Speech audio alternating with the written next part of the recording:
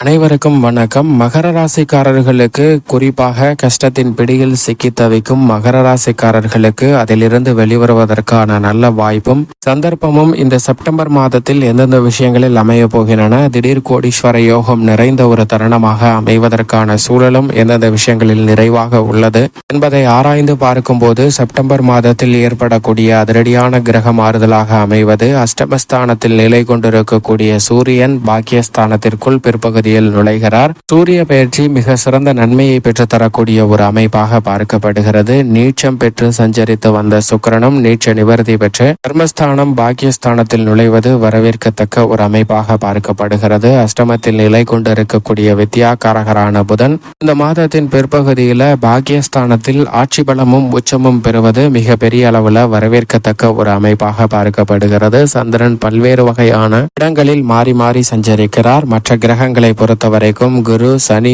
ராகு, கேது, செவ்வாய் போன்ற கிரகநிலைகளில் எந்த விதமான மாறுதலும் இல்லை. குறிப்பாக புதன் பயிற்சி, சுக்கிர பயிற்சி, சூரிய பயிற்சி என அதிரடியான மாறுதல்கள் மிக சிறப்பான மாற்றத்தை பெற்று தருகிறது. ஏனென்றால் அஷ்டமஸ்தானத்தை விட்டு பெருவாரியான கிரகநிலைகள் விலகுவது மகர ராசிக்காரர்களுக்கு மகத்தான மாற்றமும், கஷ்டத்தின் பிடியில் சிக்கி தவிக்கும் மகர ராசிக்காரர்களுக்கு அதில் இருந்து வெளிவருவதற்கான நல்ல சந்தர்ப்பமும் உருவாகி இருக்கிறது என்பதை திட்டவட்டமாக உறுதிப்படுத்துகின்றன. ஏனென்றால் இந்த மாதத்தின் முற்பகுதியில் சூரியன் அஷ்டமஸ்தானத்தில் ஆட்சி பலம் பெற்று சஞ்சரிக்கிறாருங்க. ஆனால் பிற்பகுதியில் அவர் பாக்கியஸ்தானமாகிய 9ஆம் இடத்திற்குள் நுழைகிறார். சூரியன் பாக்கியஸ்தானத்திற்கு வருவது பல்வேறு வகையான தடைகள் விலகுவதற்கான முதன்மையான யோகம் நிறைந்து கிடைக்கக்கூடிய ஒரு தருணமாக பார்க்கப்படுகிறது. எனவே பல்வேறு வகையான தடைகள், சிரமங்கள் விலகுவதோடு சிறப்பான வளர்ச்சியும் பொருளாதார ரீதியான முன்னேற்ற வாய்ப்பும் நிறைவாக பெறுவதற்கான யோகம் வலுவாக கிடைக்கிறது. எடுத்த காரியங்களில் வெற்றியும் அவற்றை தடையில்லாமல், அலைச்சல் இல்லாமல் சிறப்பாக கையாளுவதற்கான யோகமும் வலுவாக கிடைக்கிறது.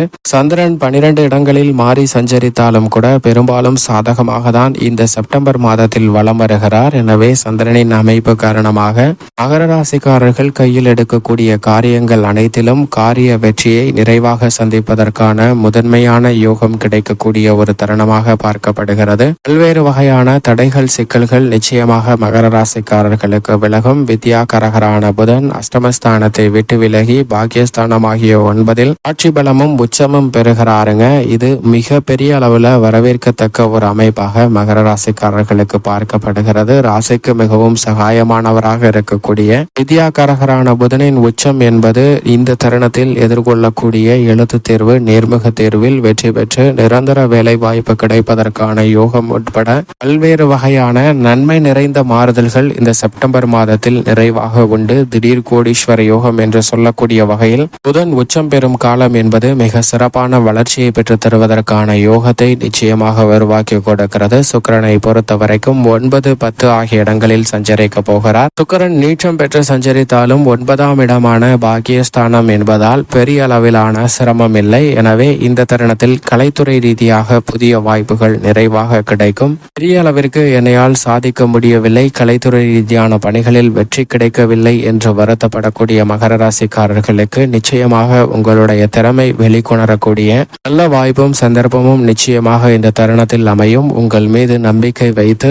உங்களுடைய திறமையை வெளிக்கொணரக்கூடிய வகையில் பலர் முயற்சி செய்வார். அதன் காரணமாக எதிர்பார்க்கக்கூடிய நல்ல மாறுதல் மிக சிறப்பாக அமைவதற்கான முதன்மையான யோகம் நிச்சயமாக மகர ராசிக்காரர்களுக்கு உண்டு. அரசியல் துறை சார்ந்த பணிகளில் வியக்கத்தக்க வகையில இந்த தருணத்துல மகர ராசிக்காரர்களுக்கு பல அதிரடியான மாற்றங்கள் மிக சிறப்பாக அமையும். நல்ல காலம் பிறந்திருக்கிறது என்று சொல்லக்கூடிய வகையில் 7.5 சனியின் இறுதி காலகட்டத்தில் செப்டம்பர் மாதத்தில் அரசியல் சார்ந்த படிகளில் சந்திக்கக்கூடிய பல சிரமங்கள் விலகும். நீதிமன்ற வழக்குகள் உள்ளிட்ட பல சிரமங்கள் விலகி நீங்கள் எதிர்பார்க்கக்கூடிய முன்னேற்ற வாய்ப்புகளை மிக சிறப்பாக சந்திப்பதற்கான யோகம் உண்டு. மக்கள் மத்தியிலும் கட்சியிலும் மிக பெரிய அளவிலான வளர்ச்சியை நிறைவாக சந்திப்பதற்கான யோகம் இந்த தருணத்தில் வலுவாக கிடைக்கிறது. திட்டமிட்டபடி அனைத்து விதமான பணிகளிலும் இருந்து வந்த கடுமையான சூழ்நிலைகள் மறையும். இந்த தருணத்தில் எதிர்பார்க்கக்கூடிய நல்ல மாறுதல் மிக சிறப்பாக அமையும். மக்கள் மத்தியிலும் கட்சியிலும் செல்வாக்கு உயர்வதற்கான சிறப்பான யோகம் நிறைந்த ஒரு தருணமாக அமைய போகிறது. அதோடு மட்டுமல்லாது ராசியின் உச்ச அதிபதியாக இருக்கக்கூடிய செவ்வாய் மிகவும் வலுவாக ருணரோக சத்ருஸ்தானம் என்று சொல்லக்கூடிய